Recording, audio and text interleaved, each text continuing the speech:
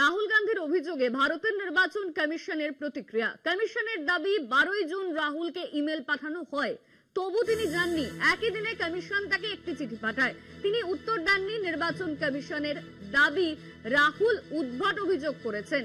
নির্বাচন কমিশনের এমনই দাবি করা হচ্ছে, যেখানে বলা হচ্ছে রাহুল উদ্ভট অভিযোগ করছেন। অভিযোগ, কমিশনের কর্মীদের হুমকিও দিতে শুরু করেছেন রাহুল গান্ধী।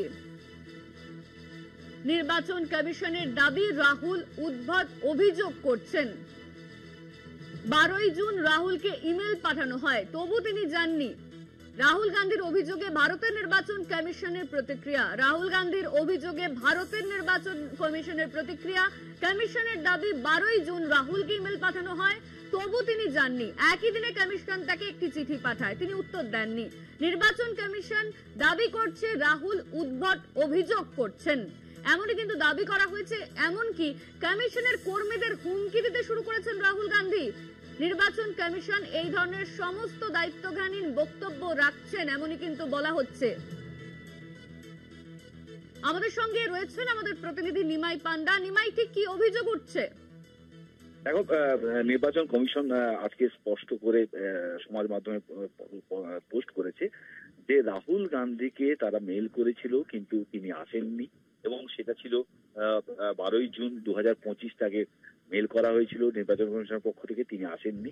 এবং তারপরে নির্বাচন কমিশন 12ই জুন 2025-এ নির্বাচন কমিশন একটি চিঠিও পাঠায়, তার উত্তর তিনি দেননি। এবং শুধু তাই নয়, তিনি কখনো কোনো বিষয়ে নির্বাচন কমিশনের কাছে কোনো চিঠি পাঠাননি। এটা খুব আশ্চর্যজনক যে তিনি উদ্ভট অভিযোগ করছেন, এবং এখন এমনকি নির্বাচন কমিশন এবং কর্মীদের হুমকিও দিচ্ছেন বলে অভিযোগ করছেন নির্বাচন কমিশন। এবং সেই সঙ্গে নির্বাচন কমিশন তারা জানাচ্ছে যে যে বিষয়টি খুবই দুঃখজনক, এবং নির্বাচন কমিশন এই ধরনের দায়িত্ব কাণ্ডজ্ঞানী বক্তব্য উপেক্ষা করে এবং সমস্ত কর্মীদের নিরপেক্ষ এবং স্বচ্ছভাবে কাজ করার জন্য নির্বাচন কমিশন ইতিমধ্যে নির্দেশ দিয়েছে। ফলে রাহুল গান্ধীকে নিয়ে যেভাবে নির্বাচন কমিশন সরাসরি তার বিরুদ্ধে এই ধরনের মন্তব্য প্রকাশ করেছে, যেখানে তার বিরুদ্ধে বড় করে অভিযোগ করছে যে রাহুল গান্ধী তিনি নির্বাচন কমিশনকে হুমকি দিচ্ছেন, নির্বাচন কমিশনের কর্মীদেরও হুমকি দিচ্ছেন।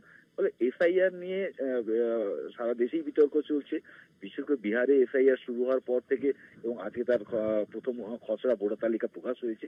এবং তারপর নির্বাচন কমিশন নিয়ে রাহুল গান্ধী বেশ কয়েকবার কিছু অভিযোগ করেছিলেন, কিন্তু নির্বাচন কমিশনের বক্তব্য, তারা ডেকে পাঠালেও রাহুল গান্ধী তিনি আসেননি। শুধু তাই নয়, তিনি কোনো উত্তরও দেননি, এবং পাশাপাশি রাহুল গান্ধীর এই ধরনের বক্তব্য তারা মানছে না বলে এবং নিরপেক্ষভাবে কাজ করার জন্য কর্মীদের বলা হয়েছে বলে নির্বাচন কমিশন জানাচ্ছে।